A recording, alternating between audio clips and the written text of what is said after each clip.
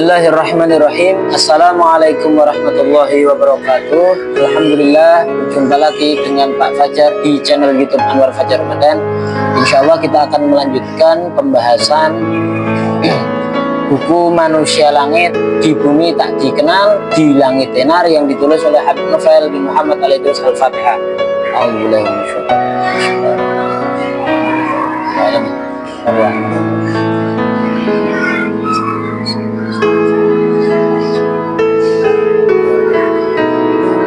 Alhamdulillah, kali ini kita akan memasuki bab ke-10, yaitu anak kecil yang tak bertuah. Di sini dikisahkan Syekh Abu Abdillah Al-Jalla itu pernah berkata, suatu hari ibuku mengidam-idamkan ingin menyantap ikan laut. Saat itu juga ayahku mengajakku ke pasar untuk membeli ikan laut demi memenuhi hajat ibuku. Luar biasa. Setelah membeli ikan laut dan sejumlah keperluan yang lainnya, ayahku mencari seorang kuli untuk membawakan atau untuk membawakan belanjaan kami. Jadi belanjaannya banyak ini. Luar biasa. Jadi ini mengajarkan seorang suami ketika istrinya punya keinginan, yang keinginan itu mungkin bisa diwujudkan, ya. Maka ya kita berusaha untuk mewujudkan dengan niatan kita membahagiakan hati istri kita. Kemudian disebutkan lagi di sini, dilanjutkan kisahnya. Tiba-tiba seorang anak kecil berdiri tepat di hadapan ayahku sambil berkata, kata anak kecil ini, "Paman, apakah engkau mencari seorang kuli untuk membawa belanjaanmu ini?" Lalu, "Benar," jawab ayahku. "Oke," anak itu bilang, "biarlah aku yang membawakannya." Kemudian anak kecil itu pun dengan sigap membawa belanjaan kami dan berjalan bersama kami. Di tengah perjalanan terdengar suara azan dan anak kecil itu pun berkata, "Paman, seorang muadzin telah mengumandangkan azan. Aku harus mengambil air wudhu dan sholat. Jika engkau rela, maka aku akan sholat dulu. Bila tidak, mohon maaf. Silahkan paman lanjutkan perjalanan dan membawa sendiri belanjaan ini." Luar biasa sekali, nggih. Tengah-tengah kerja, tapi ketika Allah Ta'ala sudah memanggil, yaitu dengan seruan muadzin melakukan sholat, tapi dia memberikan dua pilihan. Kalau mau lanjut, aku yang bawakan, aku sholat dulu. Tapi kalau mau tidak lanjut, ya udah, aku tak sholat, jangan silakan lanjut, Pak. Kemudian dilanjutkan di sini. Anak kecil itu pun dengan cepat meletakkan belanjaan kami dan berjalan menuju masjid. Ayahku berkata, "Kitalah yang seharusnya lebih mampu dan pantas bertawakal kepada Allah Subhanahu wa Ta'ala dibanding anak kecil itu.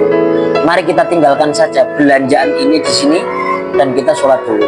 Malah sholat semuanya. Kemudian kami masuk ke dalam masjid dan menunaikan sholat bersama anak kecil tersebut. Selepas sholat dan berzikir, kami pun keluar dari masjid dan barang belanjaan kami masih berada di tempatnya. Dengan sikap, anak kecil itu membawanya dan ia pun berjalan bersama kami hingga tiba di rumah. Ayahku menuturkan peristiwa itu kepada ibuku.